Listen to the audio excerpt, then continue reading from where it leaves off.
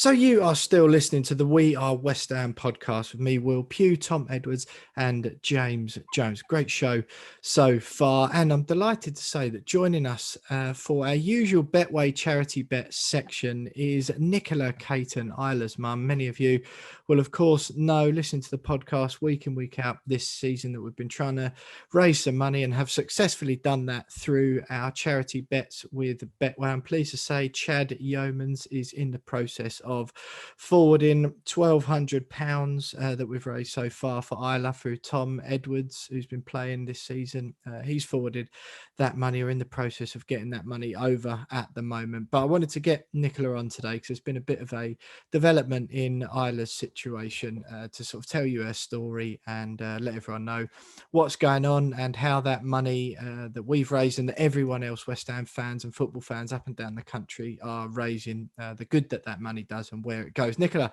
thanks very much for joining us. First of all, great to have you with us. Bit of a shame, obviously, the sad circumstances that you're joining with us, but there's still some positivity, of course, on your side of things. So first of all, I know Isla was starting a treatment of chemo today. So how's she getting on? So she's not actually quite started yet. It's Monday, so things are slow, and COVID's slowing it down even more. So she's on fluids because the fluids have to run for nearly 5 hours to wash it through. She's on 2 different chemos actually, but one of them really affects their kidneys, so they have to make sure that they flush it through as quickly as possible. It can make your kidneys and your bladder bleed. So Nice.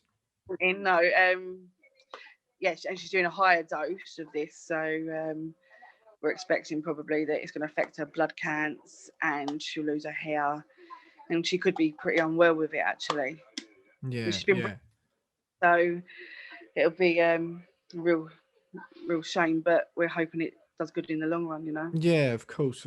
So just for anyone listening at home who might not know about Isla's situation, they hear us talking about it every week, and we're sort of trying to raise awareness and some cash along the way as well. But for anyone who doesn't know, Isla's got a condition called neuroblastoma. So what can you explain to people listening? What is the condition Isla's got? So it's a rare childhood cancer. It only affects children. It's actually the biggest childhood killer in cancer as well. They say it's rare. It's about 200 a year in the UK are diagnosed. Isla actually was diagnosed in March 2017 with stage 4. She was just 2, which meant that she had a tumour of 22 centimetres in her abdominal area, and it had spread to all her bones. So 98% of her skeleton was covered also. So she's been fighting quite a long time. She did really well. We got her in remission, and then unfortunately she relapsed and she ended up with a brain tumour. It was the same cancer, but it spread to her brain.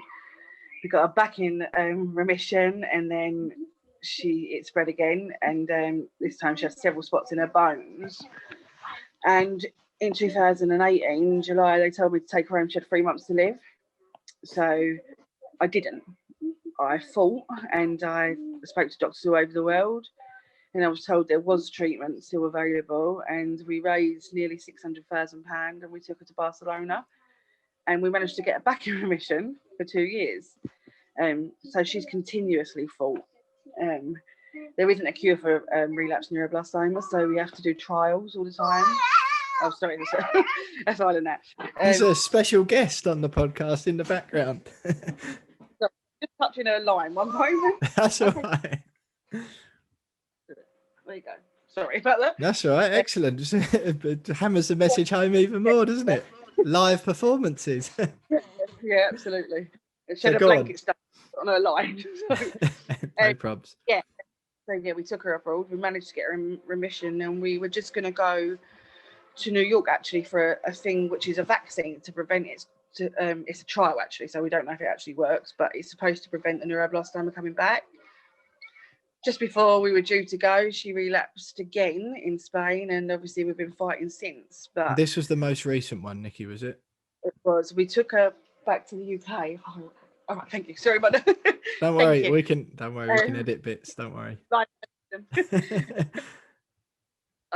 So we took her.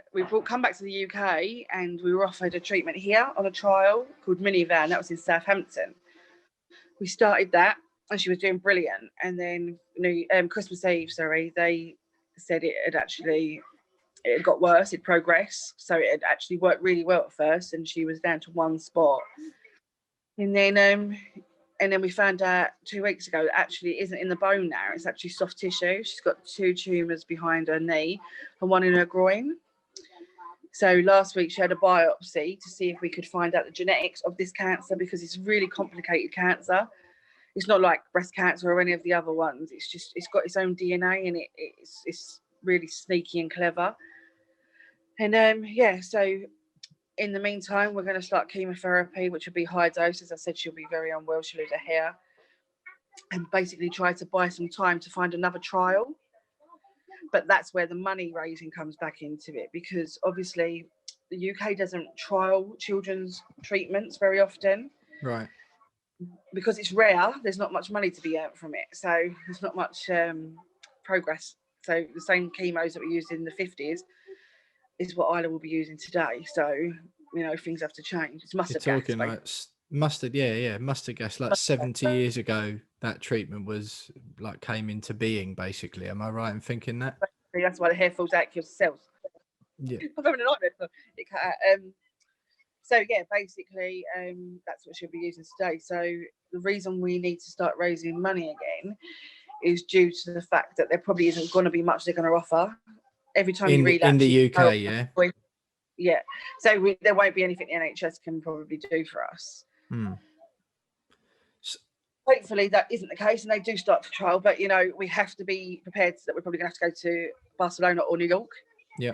So we've had to start fundraising. On Isla's Just Giving page, it says that we've got 500 and something thousand, but that's 563. Yeah. That's not correct. We've got 162,000 on the That's Just Giving. Left. That's money left. Yeah. Yeah. It only shows you what you've raised in total. It doesn't take off what's been spent. Yeah. So unfortunately, we've spent the rest of that money on treatment in Barcelona. So I don't want people to think, oh God, why are they raising money when they've got that kind of money? Because we really don't. And £162,000 is not even going to get us into America. Yeah. We're putting in the door because we've already got a relationship, but the treatment is extremely expensive. Even though the trial still have to be paid for abroad. So just to give people an idea, Nikki, to break it down, you said there in total, since you've been on this fight since March 2017, as you mentioned, you've raised £563,000, through for people all over the country and all over the world, and you've spent the money which has left you with, so around £400,000 of that has been spent on Isla's treatment already, which leaves you with 160. Like you said, there are people at home who might think, and I'll be perfectly honest, I thought that at first when we spoke the other day and you said 160, I did exactly the same. I thought, that's not too bad then. And then we chatted on the phone, didn't we? And you explained where this money goes and the sort of figures you're talking about for the treatment that Isla might need. So just give people at home who might have had the same thoughts as me about that figure, just give them an idea of what sort of costs you're going to be facing and the treatment Isla might need on these next steps that you've got in front of you. So when we went last time, obviously, if you have chemotherapy, I think chemotherapy, it depends which one you have, but it can be extremely expensive. So each hit of chemo could be something like 20 grand. So if you do 6 months worth of chemo, it all adds up. And how regularly would you have chemo, for example? Once a month, 3 times, 5 days, and once a month. That's only one chemo. So obviously, that, as I said, depending on what chemos they are, because some chemo has to be made exactly as you come in, so it's more work. Other chemos last longer. Sorry, I was getting involved. Yes, one moment. Hold on. Sorry. Immunotherapy is quite expensive. So 6 months of immunotherapy is about £160,000. That's on its own. That's with plaster, medication, because everything has to be paid for when you're private. But radiation is extremely expensive. So if Isla was to do, say, 14 days of radiation, you're looking at 60 to 80 grand. Yeah, sure. General anaesthetic every day, so everything goes up in price. Every time Isla has to be scanned, and that's MRI, MIBG, and bone marrow, you're probably looking at another £20,000. That has to be done every 8 weeks. If she goes in an ambulance, you're looking at €600. An overnight stay in Barcelona is £1,100 to stay. That's for me to stay in the hospital with Isla. I don't even get anything with that. You don't get fed or anything like that. So she ended up in ICU, and I think that cost us about 20 grand. £20,000. How long was that for? ICU, that's 3 days. 3 days, yeah. I mean, that's what's £6,500 a day. That just drums home to people, doesn't it? So what? So the things that when we were chatting the other day, off of the podcast, you were explaining to me the options that that for you, all of this has always been about you just want to fight as hard as you can to fundraise as hard as you can for Isla and give her the best opportunities at the best treatments or trials that are available. So what are your next potential steps now, which is obviously why you're calling on people to start fundraising again? So we've spoken to the Memorial Sloan Hospital in New York, in Manhattan. It's one of the biggest cancer hospitals in the world, actually. We spoke to the doctors on Friday night there. We've also spoke to our doctor in Barcelona. And basically they've said for 8 weeks, for the 2 cycles of chemo, we need to stay here to hold it at bay. So that's the NHS, you're doing that in England? Yeah. Just an average. We was offered this 2 years ago and refused it and went abroad. So, but we can't get abroad at the moment. So yeah, sure. Otherwise we would never have even considered to do this, because there's only 50% chance that it will do any good. It could make it work. It's hard. Neuroblastoma, most cancers become immune to chemotherapy. So what we want to do at the moment is, I think we're going to go to Barcelona in 8 weeks. Hopefully everything will be okay COVID-wise and being able to enter the country.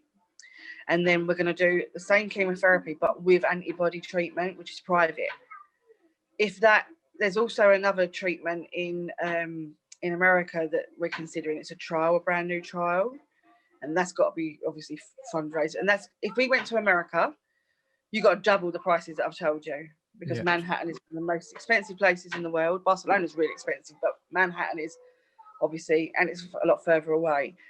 So those would be initial steps, Nikki, wouldn't they? Your next step, either New York or Spain. We don't know whether we're going to do more radiation, whether they'll put her back to have high dose chemo. If they do that, then she'd have to have a stem cell transplant, which means we'd have to unfreeze her stem cells in London, bring them to abroad, which is all going to cost money because it's got to be put on a medical plane, and So even just for your next steps, what are you looking at money wise? We are not even going to try to put an amount on this. We've done this in the past and it seems to cause a lot of problems. I've said this before and I'm going to say it again, and this is what I truly think. I do not want to lose my child over money. If there is a treatment and I can't raise the amount of money that I need, that is not going to happen. And I've seen it many, many times, because people can't raise the money fast enough, a child passes away. Bradley Larry's one of the ones we could talk about. I know another little boy, Mitchell, same thing happened to his parents. They just couldn't do it quick enough.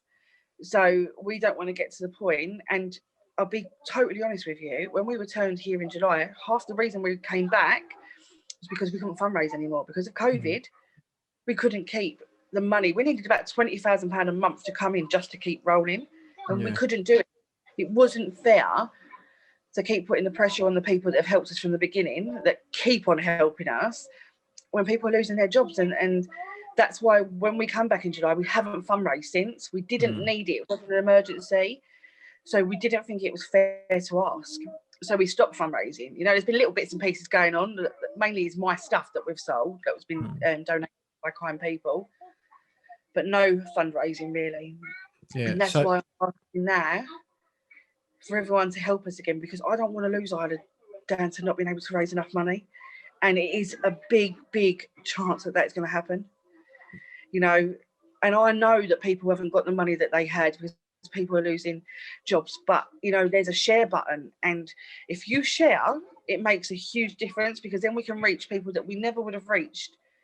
And we are extremely grateful just to press that button without anyone donating. So we know what it's like at the moment, so we are extremely grateful for everyone to help us. and to carry on helping us, because 4 years is a long time to keep fighting. Yeah, but just so with the, you know, obviously I think everyone at home, if they don't know the story already, just quickly then, Nikki, where can people go to if they want to donate listening to this, and they think, yeah, that's something that I want to get behind. Obviously, like you said there, if anyone listening can share the links to Isla's, it's at Isla's Fight on Twitter, or the Just Giving page on Facebook, Twitter, Instagram, whatever it is, share those. But where can they go to actually donate some money? So Isla obviously has a Twitter and she has a Facebook, and you can go on there. But she's got a Just Giving page on the Bradley Lowry Foundation. You have to go on to Isla's one for the money to go to Isla, because otherwise, obviously, there's lots of children.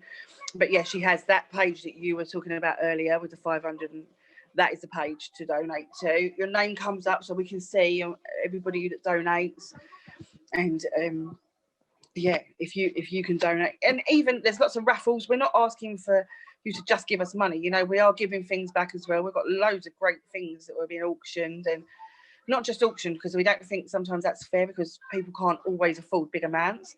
So we've been doing the football cards as well, so £5 a square, which I think gives everyone a chance to win, and it's fairer. So yeah, so if you take a look at Isla's Twitter, everything's usually shared on there, and that's the most up to date. I run the Facebook, so it's not so up to date as Twitter. So, yeah, that's yeah, I mean, there's lots of people, West Ham fans, doing some really good work. I know Baz Cox does some outstanding stuff, works tirelessly with you guys as well. So yeah, obviously if you can't, go to our Twitter as well at @WeAre_West Ham. We've shared links in the past and recently where you can go and chip into that. So if anyone's listening home, please do. But just Nikki, before I let you go, just to sort of ram it home, if you like, the actual figures you're talking about, just to get yourself off the ground for the next step you want to do in New York and or Spain, give people just a ballpark for the first, what you'd be doing for the first step, just so people understand. I think we need to raise at least over 500,000 at the moment. So it's a big amount. I don't like to put it because I think it's quite daunting for people, and they think, oh, we're never going to be able to do that. But we've done it before, we can do it again. And, you know, we haven't been that lucky to get corporate businesses and all those other things. It's just been everyday people like us and just like you. So with that, people like you and all the West Ham fans, and not just West Ham fans, all the football fans, you know, we've had lots of people get involved, but mainly West Ham. You know, and we're all working class people. So, you know, it has been tiresome to do, but people have backed us all the way. You know, people fall in love with Isla, and she is super. She's my little superhero, you know. So I think we are so grateful, because without everyone, we wouldn't be in there. You know, 2 years ago, we would have lost her. So we don't want that to happen. And that's why we have to fight on, you know. And also the love and support is just amazing, you know. Somebody sent her a load of toys. They'd raised money and they wanted it to go for toys instead of, and she'd be using them every day this week. And that's what she was just asking me for. Can I have another surprise? Keep her occupied rather than just laying in bed feeling depressed, you know. Absolutely, yeah. I would imagine, so, yeah. So, is there, and Nikki, it's been absolutely great having you with us today, and I don't want you to be overshadowed, but is there any chance we can say hello to Isla quickly? Absolutely. Excellent stuff. And thank you all so much, because like I said, without you we wouldn't have been able to do this. And thank you. Absolutely not a problem. We're definitely doing the easy bit. Hello, Isla. Say hi. How are you? She's great. What are you up to? What are you doing? So you're watching television. Mummy tells me you've had a few surprises today. Have you been getting presents off people? Got lots of you like presents, don't you? Yeah? I think she's ready for nap. Ready for sleep. Well, it's great to speak to you, Isla, even if only briefly. Say bye. Bye. Speak to you soon. Nikki, well, thanks so much for joining us, I say, and it just rams home to people. We're obviously sort of doing the stuff with Betway, but it really is a drop in the ocean. So we're calling on everyone else to sort of get behind what is a worthy cause, and we send all our love and best wishes to you from us lot on the pod and the guys who the thousands of people who listen to us every week as well. So we hope to have you on in again. Do keep us updated with how you're getting on, and fingers Thank crossed you. we can pull together and like you say, give you a fighting chance to do the next step, whatever that might be for you. Thank Brilliant. you. Nikki, thanks really- so much. Bye-bye. Thanks a lot. Bye-bye. Bye-bye.